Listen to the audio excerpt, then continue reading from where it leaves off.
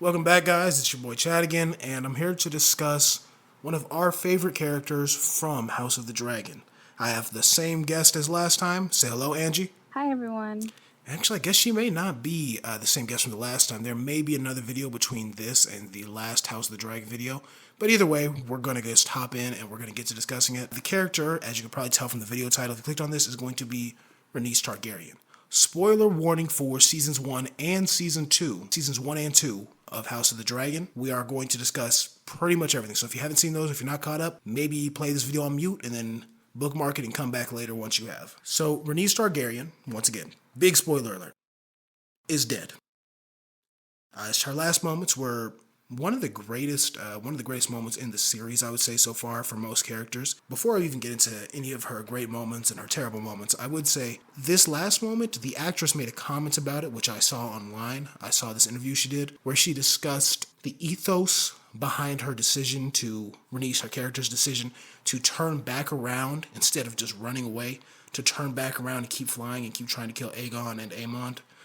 And she said it was sort of a samurai-like ethos or an Arthurian knight. So she's really just honing in on that warrior ethic that's kind of pervaded some of the characters of the series. I mean, clearly we've got Daemon and Aemond, two different aspects of that same ethos, that same mindset. But in particular, this is one of the first times we've seen a female character in the series, I would say, truly embody it. Rhaenyra obviously sort of embodies it because she's the queen now. She's the ruler, and a ruler in the Game of Thrones universe must, to a degree, embody what it means to be a warrior. They're all the kings have to be warriors in the series, and in the previous series this is based off of. So I do think it's interesting that we're getting such a clear-cut dynamic of such a clear-cut example of the dynamic of a female warrior in Rhaenys. Your thoughts, Angie? Yeah, I think that was a really good moment for her. It was cool. I think it's one of my favorite House of Dragons episodes ever, actually, and I really liked that part.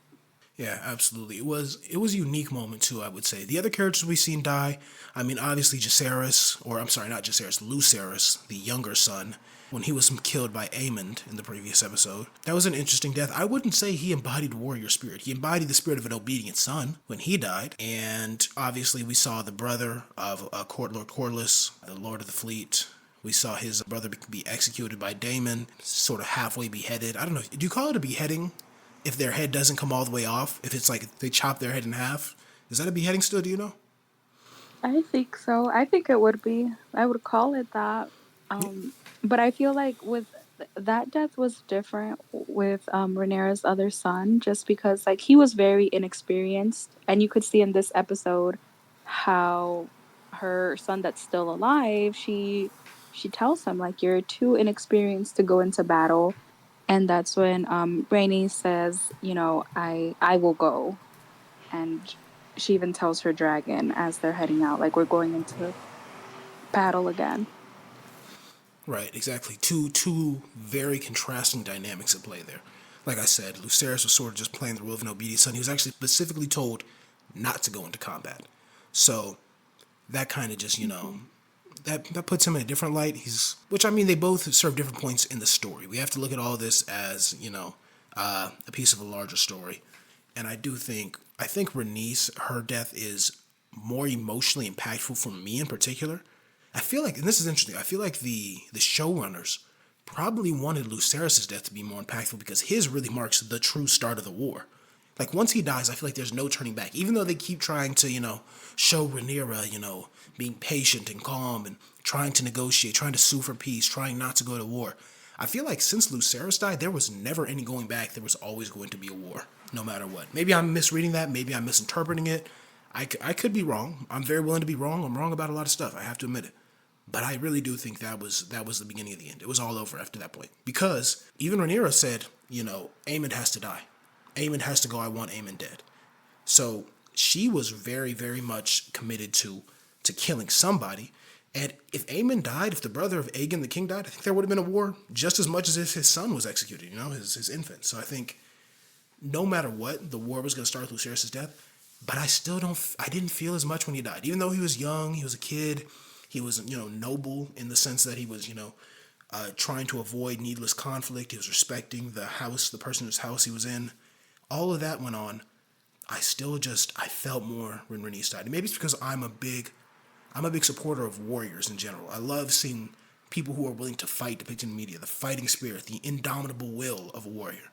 And we got to see more of that with her not only volunteering to go out and take on this army all by herself, just her and her dragon, but also willing to turn around when she had a clear escape path and go back in and try to fight and try to take out both of those dragons even when she'd been double teamed and she was being really taken on. So I do think, Yeah. yeah, I think it was a more impactful death. Hers I was. wouldn't say it was more impactful for me just because the first death we're talking about was very like it was a very innocent person dying. This woman like she knew she was going to die at a certain point. She knew she was dying. She strapped herself to her dragon and like you can tell by the look on her face like she was well aware of how it was going to end and she kind of accepted it and I think she died very gracefully. I think the first death, Rhaenyra's son, it was not graceful at all. It was like needless and cruel and he didn't really know what he was getting himself into. But this woman, she was fully aware like okay, I'm going to battle, there's a big chance that this is going to go bad for me. She did have a clear path but she chose to not escape and continue to fight and it was just very graceful. I think that shows a lot about her character. Um, because dying gracefully while you're like strapped onto a dragon is, I mean, I imagine that would be very difficult, but she did it. Graceful is an interesting choice of words there. What do you mean when you say graceful? To me, grace is sort of like something that has beauty to it. I almost think of I associate the word graceful with the word elegant a lot. I think of those two almost synonymously, and to me, Yeah. graceful is just like beautiful in a sort of a casual way with a very highly positive connotation to it. Like it's not casual in the sense of not formal, but casual in the sense of not requiring a high amount of effort. And I feel as I if, go ahead. I think you could say that. She died very elegantly. Like she accepted it. She knew what was going on. You could see as she's falling towards the ground how her face changes and she's like, "Okay, like this is the moment where I'm going to die." And you see the acceptance of it in her face. She didn't like flail all over. She didn't scream. She didn't she strapped herself to her dragon and she said, "All right, like I'm going to accept things for what they are." Like it's like you see the resignation in her face. Like I'm going to die right now. She didn't really fight that. I If guess I that just makes sense.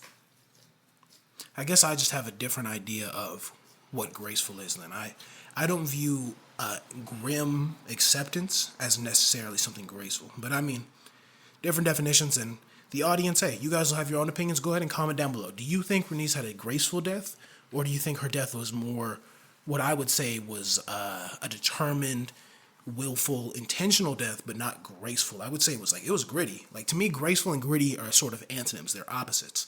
I view it as like, yeah, she fell and they made it look pretty and they put some good cinematography on it, but she went out, fighting to the death and trying to kill somebody. And I mean, spoiler alert, I think she did. I think Aegon is dead. I know that's sort of left ambiguous in the end, but I do think she accomplished her mission of killing the false king or the true king, depending on whether you're black or green. She she didn't go out gracefully to me. I feel like the final like shot of her dying might have looked graceful, but at the end of the day, she was on top of a 2-ton piece of lizard meat that fell out of the sky and crushed a castle and killed a bunch of people. Not very graceful. I think the people who she fell on top of would really disagree that it She was a still graceful had so death. much dignity while she did everything though. Like that's what I'm saying. Like it was graceful. Like she is a graceful person. She's a very elegant, controlled, measured person throughout the entire series and she was the same way as she was dying. You know how a lot of the times in Game of Thrones you have people that like in Game of Thrones or House of Dragon, you have people where they act a certain way and then once they get close to dying, they start like pleading for their life or, trying to betray people or trying to like just they flail. she did not. She was exactly as she was, like as she lived, as she died. So I think that that's graceful, personally. Oh, hey, that's a fair take. On to the second point of discussion today. We had a sort of an off screen discussion. Me and you both personally, about how this ties into Game of Thrones. Because here's the thing, this is a prequel to Game of Thrones, so all of this happens in the past in universe. So one of these characters is the ancestor of the sole remaining Targaryen we get to see in Game of Thrones, Daenerys. Which one do you think is Daenerys' ancestor? I'll go ahead and give mine first. Don't want to put you on the spot because you were still a little confused. You didn't have an idea. I personally, I believe the ancestor of Daenerys is Aemond. I think at the end of it all, and here's the thing, I'm pretty sure George R. R. Martin has published the genealogy. So if I'm right or if I'm wrong, I didn't look it up. I'm letting you guys know that right now ahead of time. I didn't look it up. I don't know. My number one guess is Aemond. My number two guess is Aegon himself, if Aegon survives. Aegon probably was my number one before this episode released, the most recent one, as time of recording. But I do think Aegon died in this episode based on what we saw. So I think Aemond now is probably going to take the reins. And I think it also makes the most sense for Daenerys' character in Game of Thrones.